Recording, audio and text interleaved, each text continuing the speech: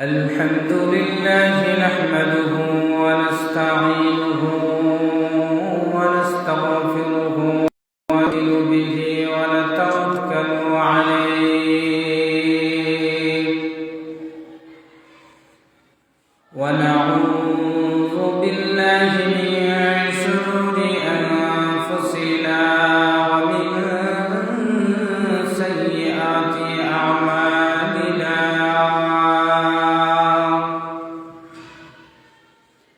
من يهده الله فلا مضل له ومن يضلله فلا هادي له ونشهد أن لا إله إلا الله وحده لا شريك له ونشهد أن سيدنا وسندنا وحبيبنا وحبيب ربنا وطبيبنا وطبيب قلوبنا ومولانا محمدا عبده ورسوله الذي أرسله بالحق بشيرا ونذيرا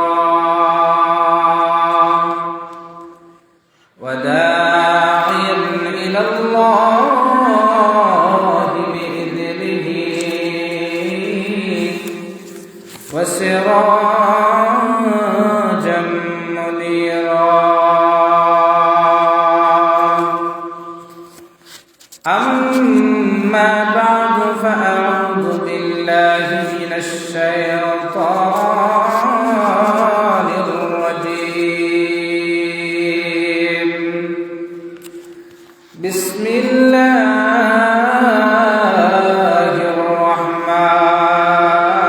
الرحمن الرحيم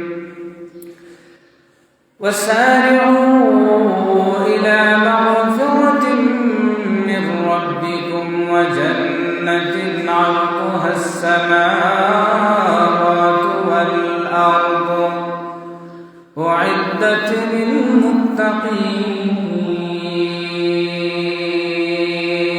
للمتقين وقال سيدنا رسول الله صلى الله عليه وسلم بادروا بالأعمال كقطع الليل المظلم يصبح الرجل مؤمنا ويمسي كافرا ويمسي مؤمنا ويصبح كافرا يبيع دينه بعرض من الدنيا أو كما قال النبي عليه الصلاة والسلام صدق الله مولانا العظيم وصدق رسوله النبي الكريم ونحن على ذلك من الشاهدين والشاكرين والذاكرين والحمد لله رب العالمين صلى الله على سيدنا ومولانا محمد وعلى آله وأصحابه وسلم صلى الله على سيدنا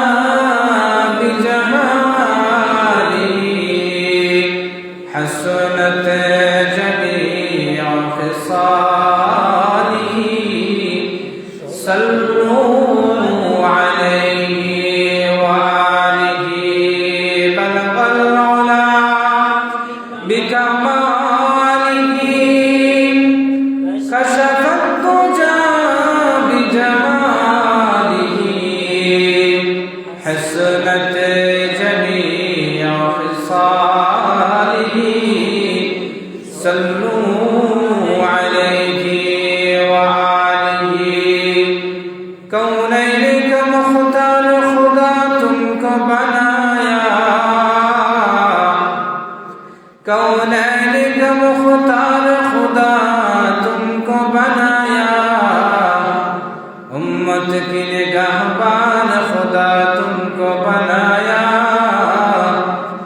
उम्मत की निगाहबान खुदा तुमको बनाया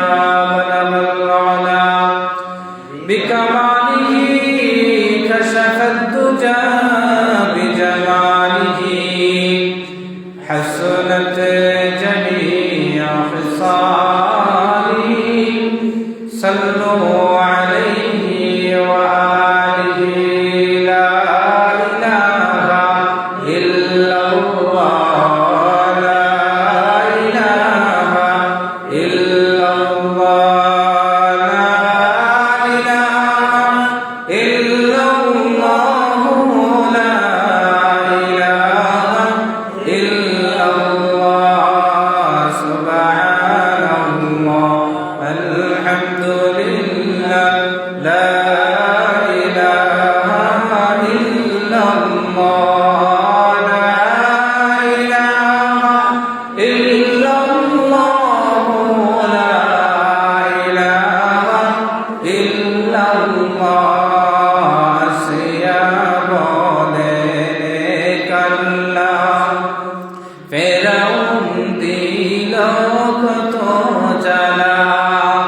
हसिया बोले ने कल्ला फिरौन दिलों को तो जला अल्लाह बोले ओ जिब्राइल अल्लाह बोले ओ जिब्राइल जन्नत तेरी खुलो तला ला इलाहा इल्लल्लाह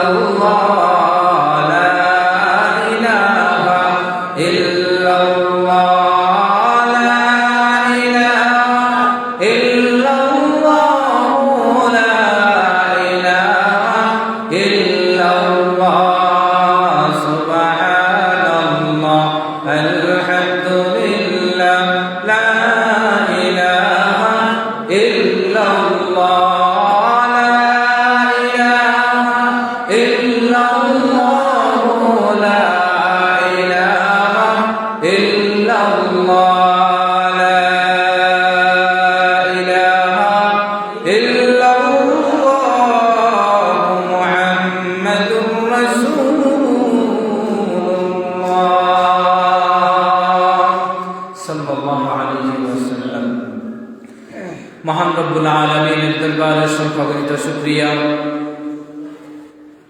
যে রব্বুল আলামিন আপনাকে আমাকে দয়া করে মায়া করে মহব্বত করে ভালোবেসে দুনিয়ার সমস্ত ঝামেলা থেকে ফারিগ করে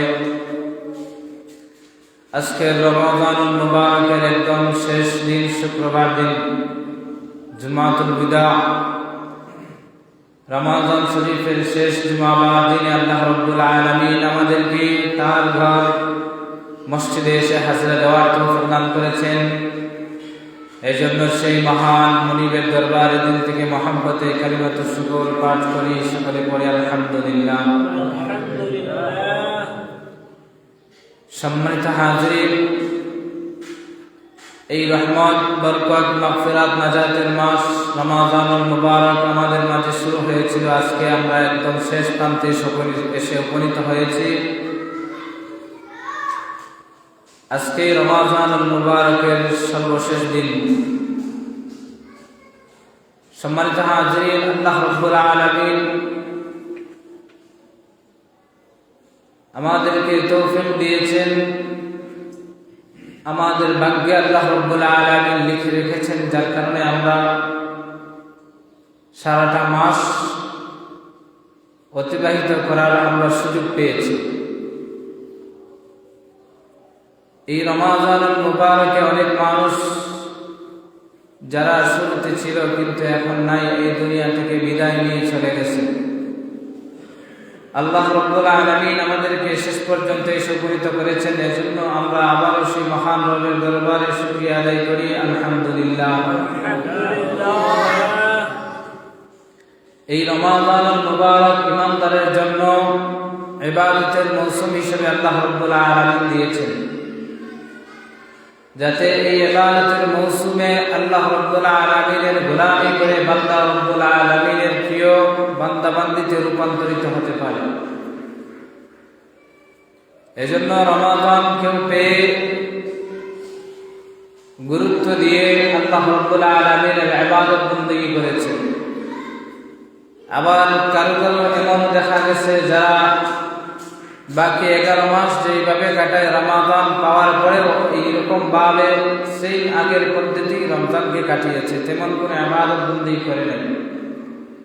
যারা ইবাদত বন্দেগী করার সুযোগ পেয়েছে, ইবাদত বন্দেগী করতে পেরেছে, তারাই হলো সৌভাগ্যবান। আর যারা এই গুরুত্বপূর্ণ মাস পাওয়ার পরে অন্যান্য মাসের মতো হেলায় অবহেলায় কাটিয়ে দিয়েছে, তারা হলো দুর্ভাগা। হাদিসে পাকের মধ্যে পাওয়া যায়, আল্লাহর হাবিব সাল্লাল্লাহু আলাইহি ওয়াসাল্লাম একদিন খুতবা দেওয়ার জন্য মিম্বরে আরোহণ করতেছিলেন। এমন সময় মিম্বরের প্রথম সিঁড়িতে যখন আল্লাহর হাবিব সাল্লাল্লাহু আলাইহি ওয়াসাল্লাম পা রাখেন, তখন তিনি উচ্চস্বরে আমিন বলেন। এরকম ভাবে দ্বিতীয় সিঁড়িতে যখন আবার পা রাখতে যান, তখনও তিনি উচ্চস্বরে আমিন বলেন। তৃতীয় সিঁড়িতে যখন পা রাখতে যান, তখন আল্লাহর হাবিব সাল্লাল্লাহু আলাইহি ওয়াসাল্লাম আমিন বলেন। আল্লাহ রাসূল সাল্লাল্লাহু আলাইহি ওয়াসাল্লামের খুতবা দেওয়ার গতানুগতিক নিয়ম এইরকম ছিল না যে সিঁড়িতে পা রাখা আমিন বলা। সাহাবায়ে কেরাম আশ্চর্যান্বিত হয়ে গেলেন, কি ব্যাপার, আজকে অদ্ভুত জিনিস আমরা দেখলাম, আল্লাহর হাবিব মিম্বরের সিঁড়িতে পা রাখতেছেন আর আমিন আমিন বলতেছেন, ব্যাপার কি? খুতবা শেষ হয়ে গেল, সাহাবায়ে কেরাম আল্লাহর হাবিব সাল্লাল্লাহু আলাইহি ওয়াসাল্লামকে জিজ্ঞেস করলেন, ইয়া রাসূলুল্লাহ, ইয়া হাবিবাল্লাহ, এর পূর্বে আমরা যতদিন আপনাকে মিম্বরে আরোহণ করতে দেখলাম, কখনো আজকের এই দিনের মতো আমিন আমিন বলতে আমরা শুনি নাই। আজকে আমরা দেখলাম আপনি যখন মিম্বরের প্রথম সিঁড়িতে পা রাখতে যাবেন, এমন সময় আপনি আমিন উচ্চস্বরে বললেন। দ্বিতীয় সিঁড়িতে যখন পা রাখতে যাবেন, তখনও আপনি আমিন বললেন। তৃতীয় সিঁড়িতে যখন আপনি পা রাখতে যাবেন, তখনও আপনি আমিন বললেন। এই আমিন আমিন আমিন বলার রহস্যকে আমরা একটু জানতে চাই।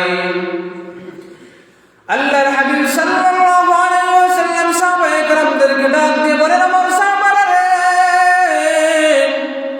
আমি যখন খুতবা দেওয়ার জন্য মিম্বরে আরোহণ করতেছিলাম, এমন সময় জিবরাইল আমিন আলাইহিস সালাতু ওয়াস সালাম আমার কাছে আগমন করলেন। আমার কানে কানে শুনাইয়া দিলেন, হাবিব, যেই লোকটা রমাদানুল মুবারকের মতো গুরুত্বপূর্ণ মাস পাইল, এই গুরুত্বপূর্ণ মাস পাওয়ার পরে সে যদি তার নিজের জীবনের গুনাহ খাতা মাফ না করাইতে পারল, ওই লোকটার মতো দুর্ভাগা, ওই লোকটার মতো হতভাগা আল্লাহর জমিনের মধ্যে দ্বিতীয় আর কেউ নেই।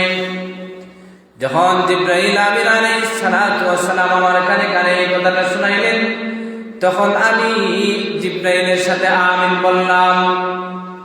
দ্বিতীয় সিঁড়ির মধ্যে যখন পা রাখতে যাব, জিবরাইল আমিন আলাইহিস সালাতু ওয়াস সালাম আমাকে কানে কানে শুনাইয়া দিলেন, হাবিবুল্লাহ, যেই লোকটা দুনিয়ার মধ্যে থাকা অবস্থায় তার জীবদ্দশায় মাতা পিতার উভয়জনকে পেল অথবা দুজনের কোনো একজনকে পেল, পাওয়ার পরে সে যদি তাদের ইবাদত বন্দেগী করে, তাদের খেদমত করে সে যদি জান্নাতে প্রবেশ যদি না করতে পারে, তাহলে তার মতো দুর্ভাগা হতভাগা এই দুনিয়ার মধ্যে আর কেউ নেই। তার উপর আল্লাহর লানত আরোপিত হোক। যখন জিবরাইল আলাইহিস সালাতু ওয়াস সালাম এই কথা বললেন, তখন আমি জিবরাইলের সাথে উচ্চ সুরে আমিন পড়লাম।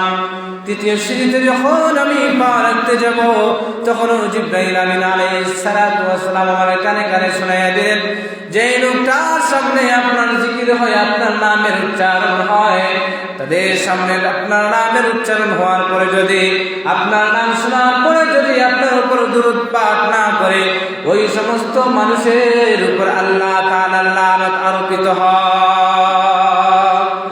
জিবরাইল আলাইহিস সালাতু ওয়াস সালাম যখন এই কথা বললেন, তখন আল্লাহর হাবিব সাল্লাল্লাহু আলাইহি ওয়াসাল্লাম উচ্চ সুরে আমিন বললেন। ও দোস্ত, আল্লাহর হাবিব সাল্লাল্লাহু আলাইহি ওয়াসাল্লাম কিন্তু এখানে একটা কথা উল্লেখ করেছেন যে রমাজানুল মুবারক পাইল, কিন্তু রমাজান পাওয়ার পরে যদি জীবনের গুনাহ খাতা মাফ না করাইতে পারি, তাহলে আপনার আমার উপর আল্লাহ রাব্বুল আলামিনের অভিশাপ নাযিল হয়, নাউযুবিল্লাহ। এজন্য দোস্ত, রমাজানুল মুবারক তো আমাদের মাঝ থেকে শেষ হয়ে গেল। জানি না আমাদের জীবনের গুনাহ খাতা মাফ হয়েছে কিনা। ও দোস্ত, যেই দিনগুলো চলে গেছে ওই দিনের জন্য তো আমাদের আফসোস করা ছাড়া আর কোনো আমাদের জন্য আর কোনো কিছু নাই। শুধু আফসোস করতে পারবো ওই দিনগুলাকে আমরা আবার ফিরে আনতে পারবো, ফিরে আনার সুযোগ নাই। আগামী বছর রমজানুল মুবারক আমরা হায়াতে পাবো কিনা এর গ্যারান্টি নিশ্চয়তা আমাদের কাছে নাই। এই জন্য যেই রকম ভাবে আমাদের এই রমজানটা কেটেছে, এর জন্য আমরা আল্লাহ রাব্বুল আলামিনের কাছে শর্মিন্দা হই। আর এই যে বাকি যে কিছু মুহূর্ত আছে, এই মুহূর্তে আপনার আমার দ্বারা যতটুকু সম্ভব আল্লাহ রাব্বুল আলামিনের গোলামি করে রব্বুল আলামিনের কাছে কায়মান রাখতে আল্লাহ রাব্বুল আলামিনের কাছে ফরিয়াদ করি, ও রব্বুল আলামিন, রমজান তো শেষ হয়ে গেল, তেমন গোলামি করতে পারি নাই, ইবাদত বন্দেগী করতে পারি নাই, মুহূর্ত অল্প কিছু সময় বাকি আছে। ও রব্বুল আলামিন, এই রমজানে তো আপনি আপনার অসংখ্য অগণিত বান্দা বান্দীদেরকে তোমার ঘোষণা দিল মাওলা, ওই সমস্ত মাগফুর বান্দা বান্দীদেরকে যাদেরকে আপনি ক্ষমার ঘোষণা দিবা, তাদের সাথে যদি আমাদের মতো নালায়েক গুনাহগারদেরকেও যদি ক্ষমার ঘোষণা দাও, তাহলে তো তোমার কোনো কমতি হবে না, কেউ তোমাকে জিজ্ঞাসাবাদ করবে না, জবাবদিহি তো তোমার কাছ থেকে নেবে না। ও রব্বুল আলামিন, আমরা তো গুনাহগার, সবকিছুর পরে হলো তোমার বান্দা। সুতরাং বান্দা হিসেবে গুনাহের দিকে না তাকাইয়া ওই সমস্ত মাগফুর যাদেরকে ক্ষমা করেছো তাদের সাথে আমাদেরকে মাফের ঘোষণা দিয়ে দাও। এইরকম যদি আমরা আল্লাহ রাব্বুল আলামিনের কাছে কান্না করে করে রব্বুল আলামিনের কাছে চাইতে পারি, তাহলে আশা করা যায় যাদেরকে রমজানে ক্ষমা করে দেওয়া হয়েছে তাদের সাথেও আল্লাহ রাব্বুল আলামিন আমাদেরকেও ক্ষমার ঘোষণা দিয়ে দিতে পারে। এই জন্য আমাদের এই যে সামনে যে সময়টা আসতেছে, ইফতারের আগ মুহূর্তে, আসরের পর থেকে নিয়ে ইফতারের আগ মুহূর্ত, এই সময়টা হচ্ছে বরকতি একটা সময়। এই সময়টাতে আমরা আল্লাহ রাব্বুল আলামিনের কাছে দোয়া করব, আয় আল্লাহ আমাকেও মাফ করে দাও, যাদেরকে মাফ করেছো তাদের সাথে আমাকেও মাফ করে দাও, যাদেরকে মাফ করেছো তাদের খাতার মধ্যে, তাদের লিস্টির মধ্যে আমাদের নামগুলোও উঠায় নাও। আল্লাহ রাব্বুল আলামিনের কাছে যদি আপনি আমি যদি চাইতে পারি, তাহলে আমরা আল্লাহ রাব্বুল আলামিনের কাছ থেকে মাফের আশা করতে পারি। আর যদি আপনি আমি যদি আল্লাহর কাছে চাইয়া যদি মাফি যদি না দিতে পারি, তাহলে আপনার আমার মতো হতভাগা দুর্ভাগা এই দুনিয়ার মধ্যে আর কেউ দ্বিতীয় জন হতে পারে না। সম্মানিত হাজির, রমজানুল মুবারক তো আমাদের মাস থেকে শেষ হয়ে গেল। এই রমজানুল মুবারক আমাদের জন্য কিছু শিক্ষণীয় বিষয় রেখে গেছে, আমাদেরকে কিছু শিক্ষা দিয়ে গেছে। এই শিক্ষণীয় বিষয়গুলো আমাদেরকে যে আগামী যে জীবন, এই জীবনে আমাদেরকে ফলো করতে হবে, এই বিষয়গুলো আমাদেরকে খেয়াল রাখতে হবে। এইরকম অনুযায়ী আমাদেরকে যেই শিক্ষা দিয়ে গেছে, ওই শিক্ষা অনুযায়ী আমাদের জীবনকে পরিচালনা করতে হবে। সম্মানিত হাজির, রমজানুল মুবারক আমাদের জন্য সবচেয়ে গুরুত্বপূর্ণ বড় যে শিক্ষা আমাদেরকে দিয়ে গেছে সেটা হলো তাকওয়ার শিক্ষা। রমজানের সিয়াম সাধনার মাধ্যমে আল্লাহ রাব্বুল আলামিন আমাদেরকে তাকওয়া দান করেছেন। এই তাকওয়া শুধু রমজান কেন্দ্রিক নাকি রমজানুল মুবারকের বাহিরে আমাদের দিলের ভিতরে আল্লাহর ভয়ভীতি এই জিনিসটা রাখতে হবে, জাগ্রত রাখতে হবে। এটা শুধু রমজানুল মুবারক আসলো, খাওয়া দাওয়া, স্ত্রীর সাথে থাকা, এইগুলা থেকে বিরত থাকলাম, আর রমজানের পরে আমি সব ধরনের গুনাহের মধ্যে লিপ্ত হইলাম, এমন না। বরং রমজানুল মুবারক আমাদেরকে এই জিনিসটাই শিক্ষা দিয়েছে, তাকওয়ার শিক্ষা দিয়ে গেছে। কারণ যে লোকটা তাকওয়াবান হতে পারে, এই মুত্তাকি লোকটা সে আল্লাহ রাব্বুল আলামিনের প্রিয় হয়ে যায়। আর আল্লাহ রাব্বুল আলামিনের প্রিয় মানুষ যারা, তারা কখনো আল্লাহ রাব্বুল আলামিনের নাফরমানি করতে পারে না। সম্মানিত হাজিরিন, এই জন্য রমজানুল মুবারকে যেই রকম ভাবে আমরা বিভিন্ন ধরনের গুনাহ থেকে আমরা বিরত থেকেছি, রমজানের পরে ওই রকম ভাবে আমরা সব ধরনের গুনাহ থেকে বিরত থাকবো। তাকওয়ার এই যে গুণটা, এই গুণটা আমাদের দিলের ভিতরে ধরে রাখার চেষ্টা করব। কারণ কোন ব্যক্তির দিলের ভিতরে যদি তাকওয়ার গুণটা সদা সর্বদা যদি জাগ্রত থাকে, তাহলে তার দ্বারা গুনাহের কাজ করা তখন কি হয়ে যায়, গুনাহের কাজ তার দ্বারা আর সম্ভব হয় না, তখন আর সে গুনাহ করতে পারে না। সম্মানিত হাজিরিন, এই রমজানুল মুবারক আমাদেরকে তাকওয়ার শিক্ষা দিয়ে গেছে। পাশাপাশি আমাদেরকে এই জিনিসটাও শিক্ষা দিয়ে গেছে যে আমলের ধারাবাহিকতা আমাদেরকে ধরে রাখা দরকার, আমলের ধারাবাহিকতা। রমজানুল মুবারক আসলে আমরা অন্যান্য মাসে যেই পরিমাণ ইবাদত বন্দেগী করি, এই মাসে আমরা এর চাইতে একটু বেশি ইবাদত বন্দেগী করার চেষ্টা করি কি করি না? চেষ্টা করি।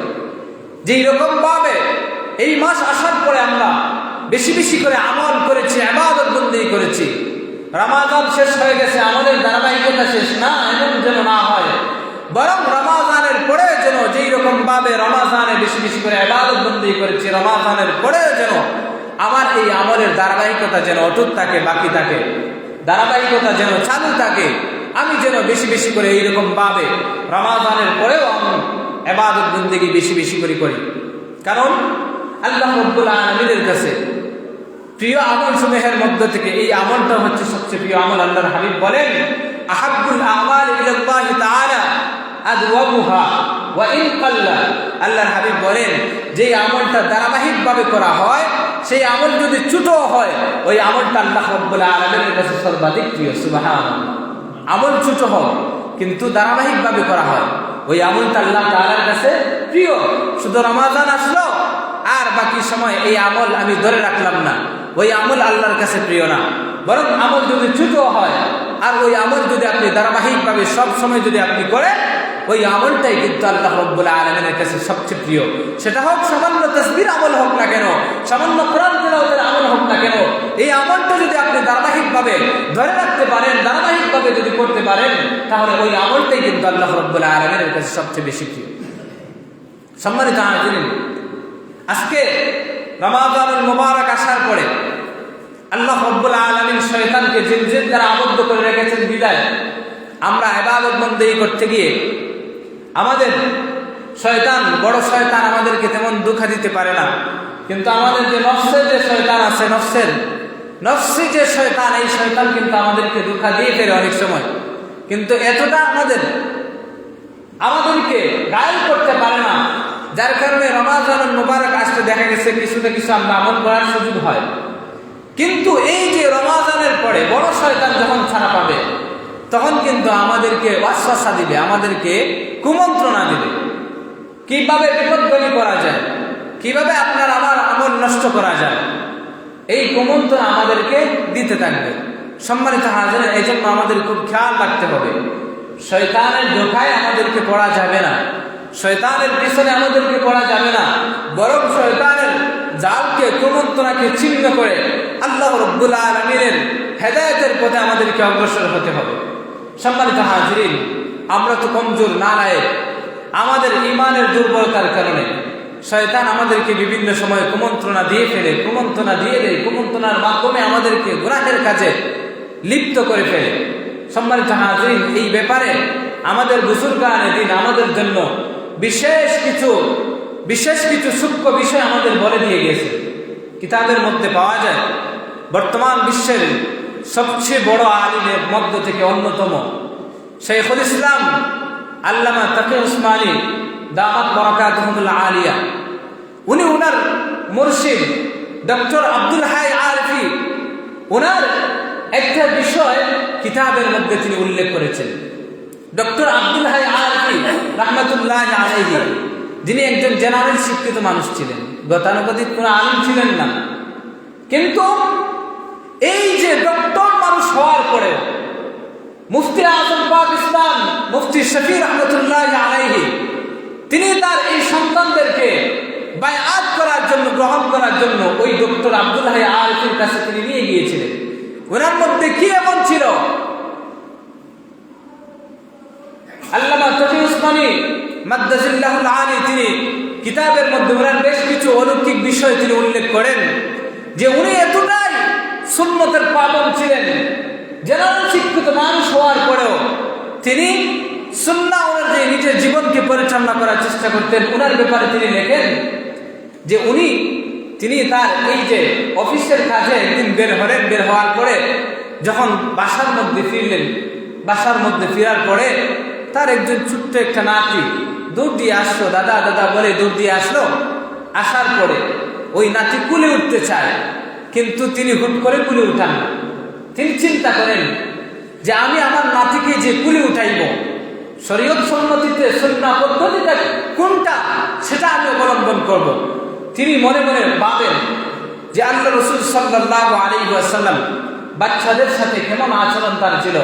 তখন তার হুট করে মনে পড়ে গেল যে আল্লাহর হাবিব সাল্লাল্লাহু আলাইহি ওয়াসাল্লামের নাতি হাসান হুসাইন তারা যখন আসতো তখন আল্লাহর রাসূল তিনি নিজে বুড়া হয়ে যেতেন, বুড়া হয়ে তাদেরকে পিঠের মধ্যে উঠাইতেন, কখনো কুলের মধ্যে নিতেন, কখনো তাদের কপালের মধ্যে চুম্বন দিতেন। যেই মুহূর্তে ওই কথাটা তার মাথার মধ্যে আসলো, তখন একটু আগে যেই নাতিকে তিনি কুলে উঠান নাই, একটু পরে ওই রাসূলের এই সুন্নতের কথা অনুসরণ হওয়ার পরে তিনি ওই নাতিকে কুলের মধ্যে উঠাইলেন, তাকে আদর করলেন।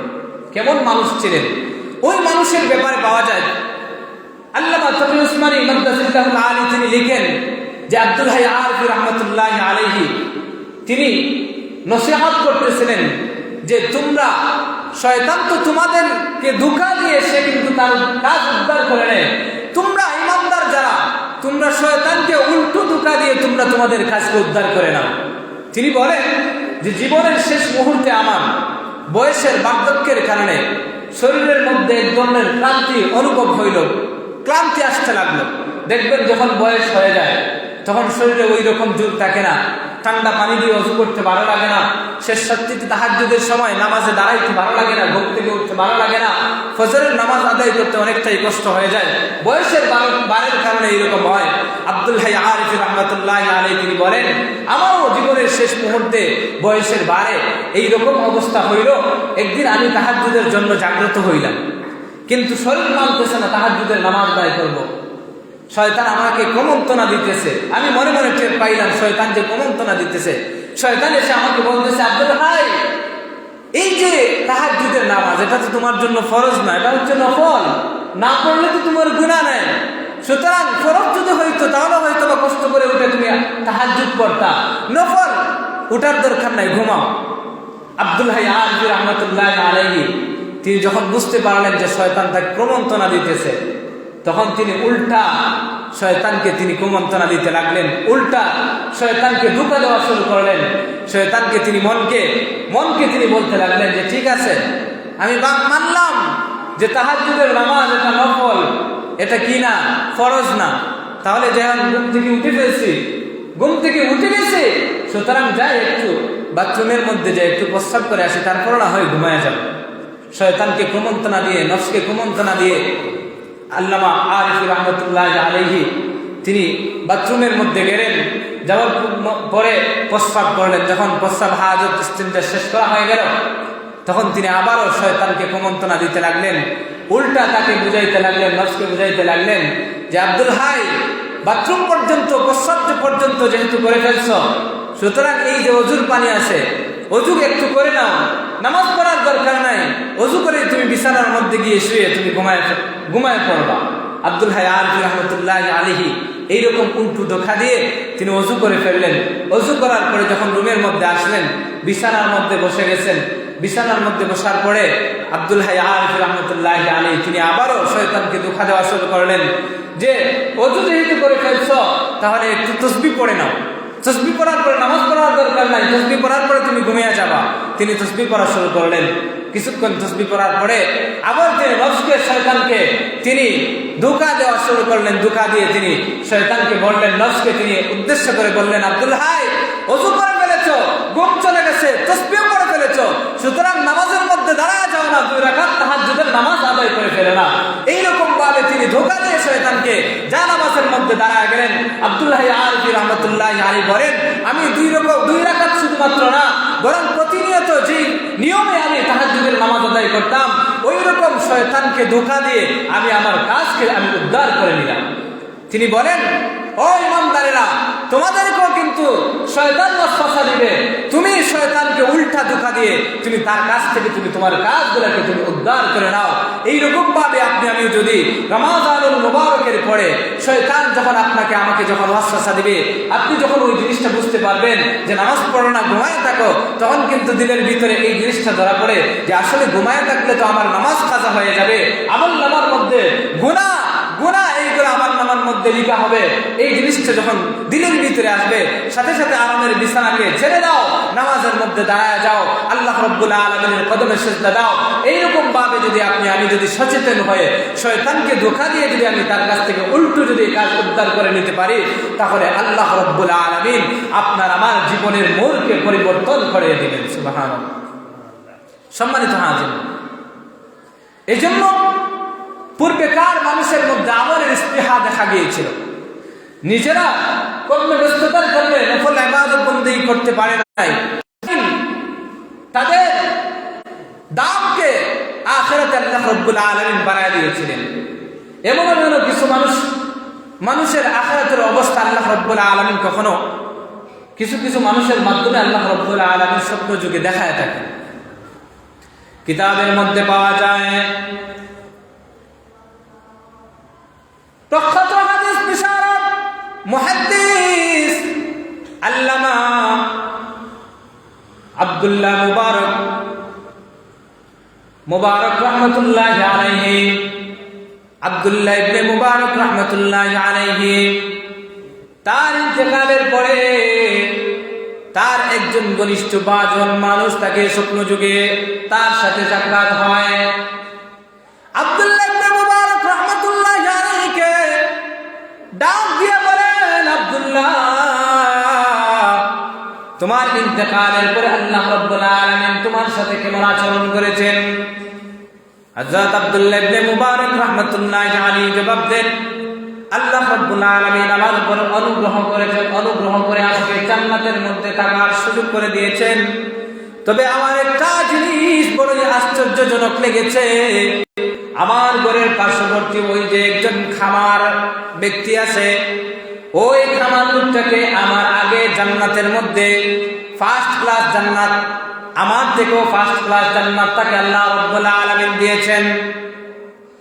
ওই লোকটা যখন ঘুম শেষ হয়ে গেল, সকালবেলা যখন জাগ্রত হওয়ার পরে ওই জিনিসটা জানার জন্য তার দিলের ভিতরে কৌতূহল জাগলো, ওই যে খাবার লোকটা কি এমন আমল করতো যার কারণে বিখ্যাত হাদিস বিশারদ আব্দুল্লাহ ইবনে মুবারক রাহমাতুল্লাহি আলাইহির চাইতেও ফার্স্ট ক্লাস জান্নাত আল্লাহ রাব্বুল আলামিন তাকে দিয়ে দিলেন। এই জিনিসটা আমার জানা দরকার।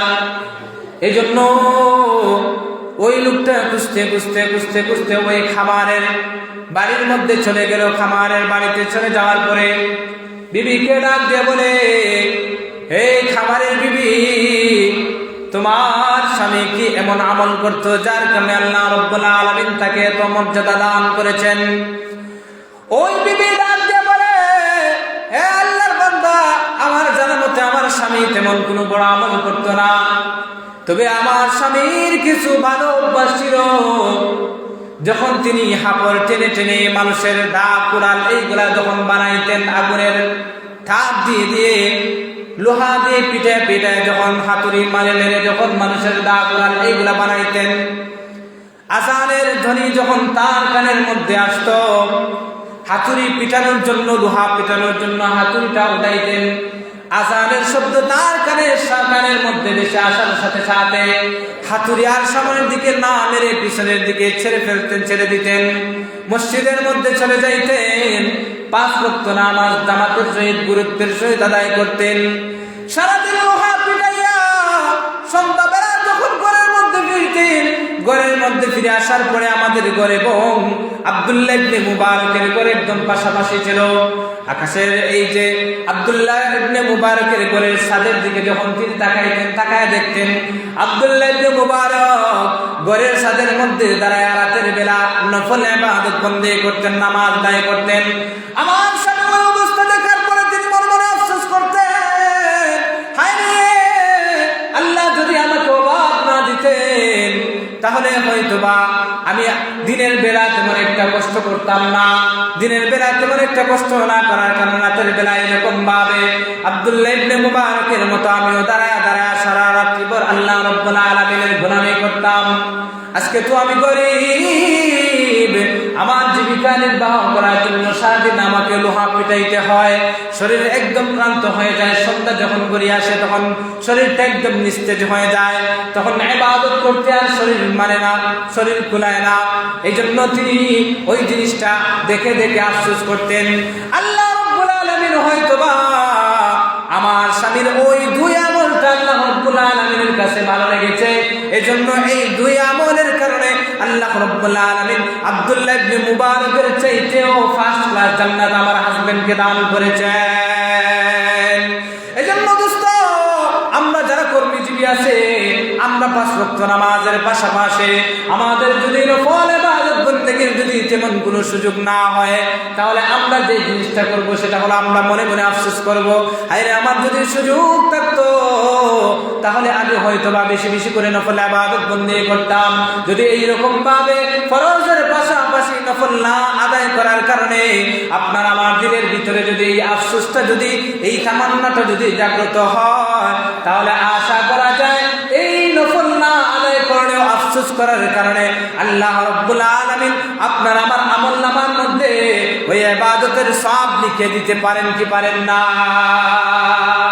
নিয়ত করছেন, আফসোস করছেন, আর মুমিনের নিয়তের কারণে কিন্তু আল্লাহ রাব্বুল আলামিন আমলনামার মধ্যে কি লিখে দেন?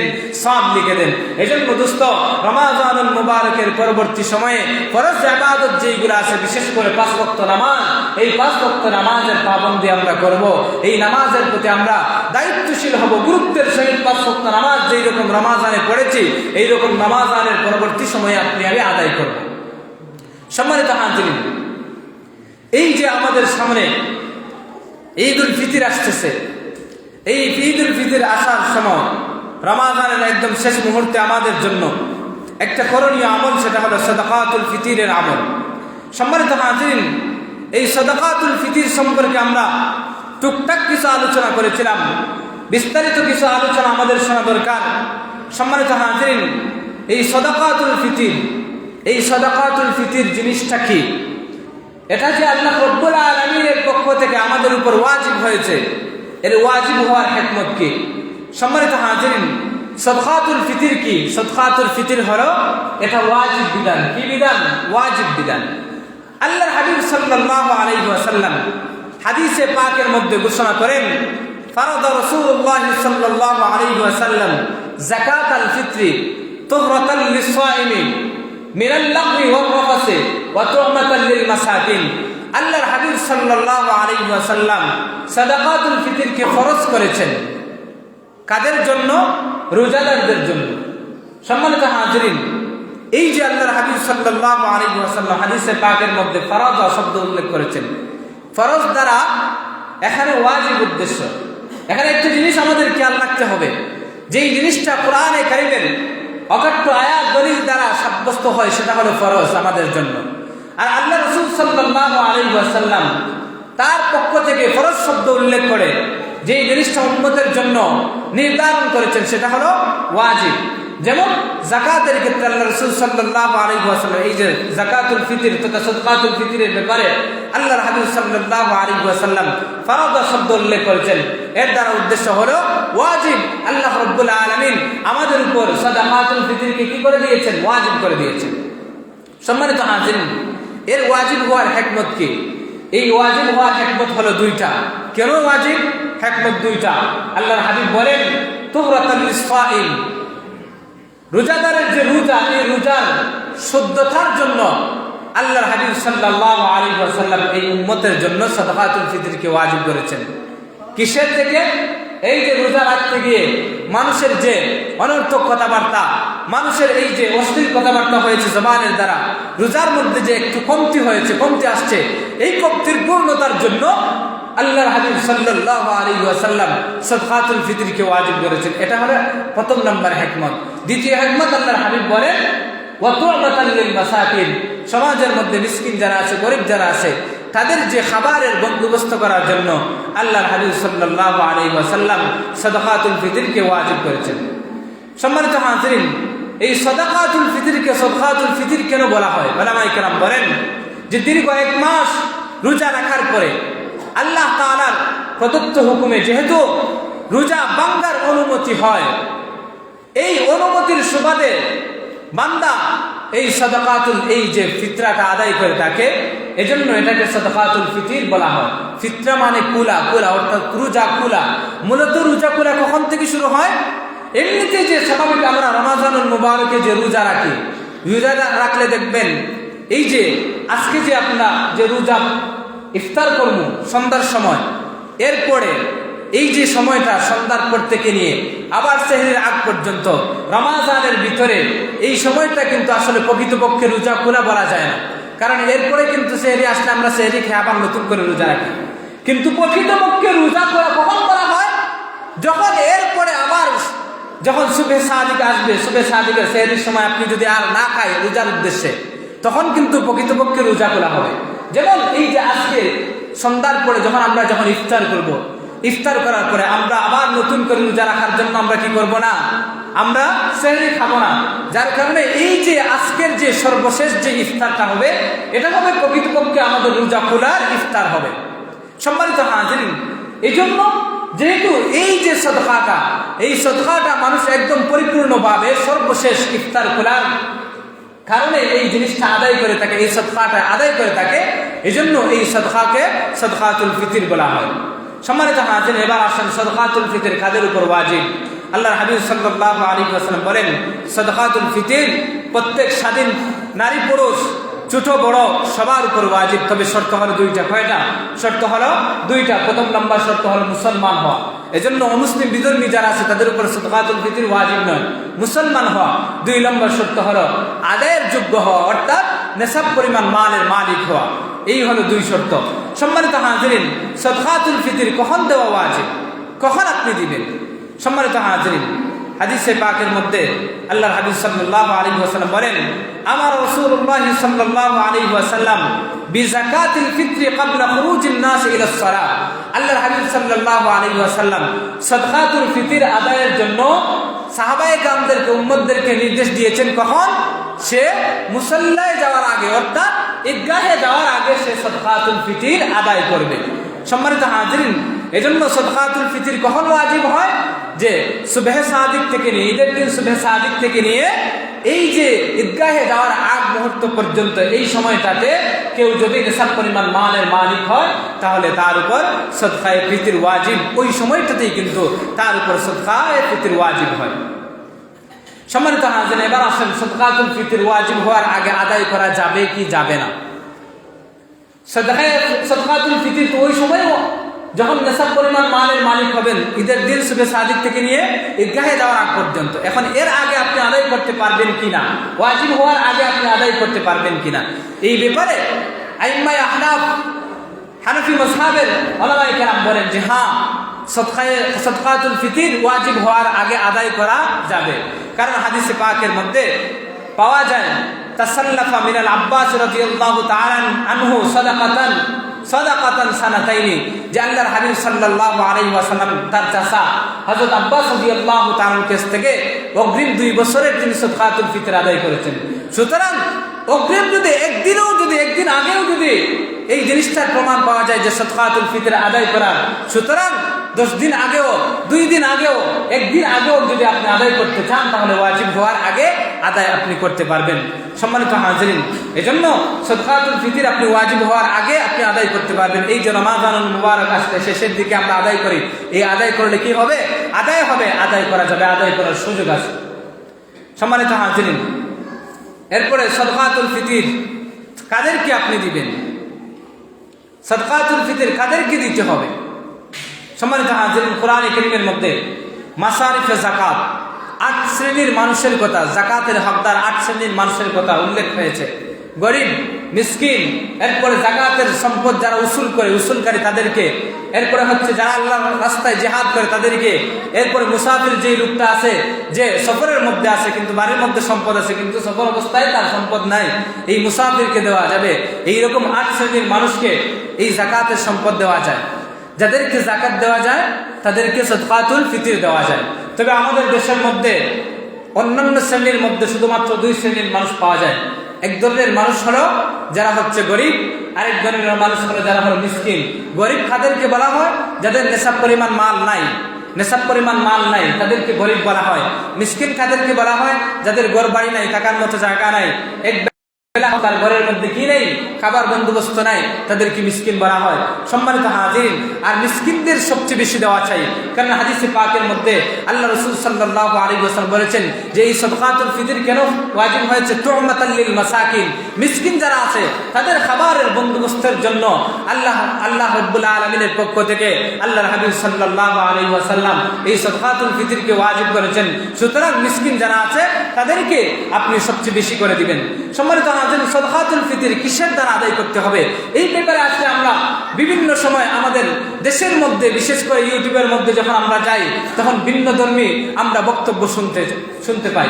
কেউ বলে যে না, আল্লাহর হাবিব সাল্লাল্লাহু আলাইহি ওয়াসাল্লাম যেহেতু হাদিসের মধ্যে খাবারের কথা বলেছেন, সুতরাং খাবার দিয়ে সাদকাতুল ফিতর আদায় করতে হবে, টাকা পয়সা দিয়ে সাদকাতুল ফিতর আদায় করা যাবে না, এইরকম বলে থাকে। সম্মানিত হাজিরিন, যদিও হাদিসের মধ্যে 5 ধরনের দ্রব্যের কথা উল্লেখ হয়েছে, এর মধ্যে একটা হলো জব, একটা হলো আটা, আরেকটা হলো খেজুর, কিশমিশ, পনির, এই 5 ধরনের খাদ্যদ্রব্যের কথা উল্লেখ হয়েছে। তৎকালীন সময়ে আল্লাহ রাসূল সাল্লাল্লাহু আলাইহি ওয়াসাল্লামের জামানায় তখন কিন্তু খাদ্যের মানুষের অভাব ছিল, টাকা পয়সার তেমন অভাব ছিল না। এজন্য আল্লাহ রাসূল সাল্লাল্লাহু আলাইহি ওয়াসাল্লাম খাদ্য থেকে সাদকাতুল ফিতর আদায় করার জন্য বলেছেন। বর্তমান সময়ে যেহেতু আমাদের খাদ্যের তুলনায় টাকার প্রয়োজন বেশি, এজন্য উলামায়ে কেরাম বলেন কেউ যদি টাকা দ্বারা যদি সাদকাতুল ফিতর আদায় করতে চায় তাহলে আদায় করলে সাদকাতুল ফিতর আদায় হয়ে যাবে। পক্ষান্তরে যদি কোনো এরিয়ার মধ্যে দেখা যায় খাদ্যের সংকীর্ণতা, এই যে যেমন আমাদের এই যে গাজার মধ্যে মানুষ না খেয়ে মরতেছে, এইখানে খাদ্যের দরকার, এখানে টাকার কোনো দরকার না, কারণ টাকা দিয়ে মানুষ কি করবে, তার খাদ্যের প্রয়োজন। ওই সমস্ত জায়গা, যে জায়গার মধ্যে খাদ্যের সংকট, ওই সমস্ত জায়গার মধ্যে উত্তম হলো, জরুরি হলো যে খাদ্য দিয়ে সাদকাতুল ফিতর আদায় করা। আমাদের দেশের মধ্যে যেহেতু খাদ্য দ্বারা গরিবদের যে লাভ হয়, টাকা দ্বারা এর চেয়ে বেশি লাভ হয়, আর গরিবদের ফায়দার স্বার্থেই যেহেতু আল্লাহর হাবিব সাল্লাল্লাহু আলাইহি ওয়াসাল্লাম আমাদের উপর সাদকাতুল ফিতরকে ওয়াজিব করেছেন, সুতরাং যেই জিনিস দ্বারা গরিবের কি হয়, মিসকিনের সবচেয়ে বেশি ফায়দা হয়, সেই জিনিস দ্বারা আমরা সাদকাতুল ফিতর আদায় করব। অর্থাৎ টাকা দ্বারা যদি আমি আদায় করি তাহলে সেটা সবচেয়ে বেশি আমাদের দেশের জন্য উত্তম হবে, কারণ গরিব এর মাধ্যমে অনেক কিছু করতে পারবে। সুতরাং কেউ যদি টাকা দিয়ে যদি সাদকাতুল ফিতর আদায় করতে চায় তাহলে সে সাদকাতুল ফিতর আদায় করতে পারবে। সম্মানিত হাজিরিন, গমের ক্ষেত্রে, শুধুমাত্র গমের ক্ষেত্রে আল্লাহর হাবিব সাল্লাল্লাহু আলাইহি ওয়াসাল্লাম বলেছেন যে আদাসা, আর বাকি যেইগুলো আছে এইগুলোর ক্ষেত্রে আল্লাহর হাবিব সাল্লাল্লাহু আলাইহি ওয়াসাল্লাম বলেছেন পূর্ণ একসা। আদাসার পরিমাণ আমাদের বর্তমানে এই যে কেজির যে ওজন, এই ওজন অনুযায়ী প্রায় 1 কেজি 370 গ্রামের মতো। 1 কেজি 370 গ্রাম, অর্থাৎ 2.5 আটার যে দাম বর্তমান আমাদের বাজার মূল্য উলামায়ে কেরাম নির্ধারণ করেছেন 110 টাকা করে। সর্বনিম্ন কেউ যদি আটা দিয়ে যদি কেউ আদায় করতে চায় তাহলে 110 টাকা করে সে আদায় করবে। আর বাকি এই যে একসার পরিমাণ উলামায়ে কেরাম বলেন যে 3 কেজি 270 বা 75 গ্রামের মতো হয় একসায়। সুতরাং কেউ যদি জব দ্বারা, কিশমিশ দ্বারা, খেজুর দ্বারা, পনির দ্বারা যদি আদায় করতে চায় তাহলে পুরো একসা পরিমাণ, অর্থাৎ 3 কেজি 270 বা 75 গ্রাম এই পরিমাণ সে আদায় করতে হবে। এই ক্ষেত্রে দেখা গেছে যে বর্তমান বাজার মূল্য অনুযায়ী জবের দাম প্রায় এই যে 3 কেজি 275 গ্রামে প্রায় 530-এর উপরে আসে। আবার খেজুরের ক্ষেত্রে বিভিন্ন তারতম্য আছে, খেজুরের মধ্যে ভালো মানের আছে, মধ্যম মানের আছে, নিম্ন মানের আছে। উলামায়ে কেরাম একটা নির্ধারণ করেছেন যে 1000 কেউ যদি খেজুর দ্বারা দিতে চায় নিম্নে 1000 টাকা দিতে হবে, কেউ যদি কিশমিশ দ্বারা দিতে চায় তাহলে 2300 টাকা করে দিতে হবে, আর কেউ যদি পনির দ্বারা যার যার সামর্থ্য অনুযায়ী পনির দ্বারা যদি দিতে চায় তাহলে 3300 টাকা, 3300 টাকা। এখন আজকে আমাদের মধ্যে আসতে দেখা যায় এই সদকাতুল ফিতর আমরা সবাই ধনী যারা আছে, যাদের টাকা পয়সা আছে, তারাও 110 টাকা, অর্থাৎ ওই যে গমের মূল্য দিয়ে আটার মূল্য দিয়ে দেয়। কিন্তু না, এই ব্যাপারে উলামায়ে কেরাম বলেন আপনার সামর্থ্য যেই পরিমাণ আছে ওই সামর্থ্য অনুযায়ী আপনি দিবেন। আপনার মধ্যমভাবে দেওয়ার মতো সামর্থ্য আছে, আপনি মধ্যম যেটা আছে, মধ্যম যে পরিমাণ ফিগারটা আছে ওই ফিগারটা আপনি ফলো করবেন। আপনি নিম্ন, আপনার সম্পত্তি কম, কোনোভাবে আপনি কি হয়েছেন নেশাব পরিমাণ মালের মালিক হয়েছেন, এখন আপনার উপর সদকাতুল ফিতর ওয়াজিব, আপনি নিম্নেরটা দিতে পারেন। কিন্তু আপনার যদি সামর্থ্য থাকে তাহলে আপনার জন্য উচিত হলো সবচেয়ে বেশি ফিগার যেটা আছে ওইটা দিয়ে আদায় করা। এই ক্ষেত্রে আমাদের অনেকেই আছেন প্রবাস থেকে দেশের মধ্যে আমরা সদকাতুল ফিতর দিতে চাই। আমাদের প্রবাসে অনেক ভাই বোন আছে না যারা দেশের মধ্যে সদকাতুল ফিতর আদায় করতে চায়। এই ক্ষেত্রে উলামায়ে কেরাম বলেন যে প্রবাসী যারা আছে তাদের ওই জায়গার মধ্যে তারা দেখবে যে ওই জায়গার মধ্যে যে জবের বা এই যে আটার মূল্য কতটুকু, ওই জায়গা অনুযায়ী সে মূল্য নির্ধারণ করে ওই পরিমাণ টাকা সে দেশের মধ্যে যদি সদকাতুল ফিতর হিসেবে আদায় করে তাহলে আদায় হয়ে যাবে। এই ক্ষেত্রে এরকম করা যাবে না যে দেশের যে পরিমাণ আছে, দেশের যে মূল্য আছে এই মূল্য নির্ধারণ করে আপনি প্রবাস থেকে এইরকম আপনি দিতে পারবেন না, বরং আপনি যে জায়গা আছে ওই জায়গার মূল্যটা আপনি নির্ধারণ করে তারপরে দিবেন। এইরকম ভাবে আপনি আপনার সন্তানের পক্ষ থেকে বালিগ সন্তানের যদি অনুমতি নিয়ে আপনি দিতে চান তাহলে দিতে পারেন। আপনার স্ত্রীর পক্ষ থেকে আপনার জন্য দেওয়া ওয়াজিব নয়, তবে আপনার স্ত্রীর যদি আপনি তার অনুমতি নিয়ে যদি আপনি দিতে চান তাহলে দিতে পারবেন, কোনো অসুবিধা নাই। যারা আবার এই যে সদকাতুল ফিতর নেশাব পরিমাণ মালের মালিক না, কিন্তু আমার মন চায় যে আমিও সদকাতুল ফিতর দিতাম দেওয়ার, তাহলে আপনিও দিতে পারবেন, কোনো অসুবিধা নাই। কারণ এই সদকাতুল ফিতরের যে বিধানটা, এই বিধানটা মূলত আসছে দুই কারণে। একটা হলো যে আপনার রোজার শুদ্ধকরণের জন্য, আপনি আমি যে রোজা রাখি, আমাদের যাদের নেশাব পরিমাণ মালের মালিক আমরা না, আমাদের রোজার মধ্যে কমতে হয়, এজন্য আপনি আমি যদি দেই তাহলে সেটা আপনার জন্য উত্তম হবে, আমার জন্য ভালো হবে। আর দ্বিতীয় হলো যে মিসকিন যারা আছে তাদের একটু খাবারের বন্দোবস্ত হবে। আর মিসকিন যারা আছে, গরিব যারা আছে, আমরা তাদেরকে 20 টাকা 10 টাকা এরকম পাবে না, বরং আমরা তাকে এমন একটা পরিমাণ দিব যার মাধ্যমে সে একটা তার হাজত পূর্ণ করতে পারে। আজকে দেখা যায় আসলে একজন 10 টাকা হাতের মধ্যে দেওয়া যায় না, বরং এই পরিমাণ দেওয়া যাতে সে তার একটা হাজত পূর্ণ করতে পারে। এই ক্ষেত্রে আপনি একজনকে একাধিক জনের ফিতরা আপনি একসাথেও দিতে পারেন।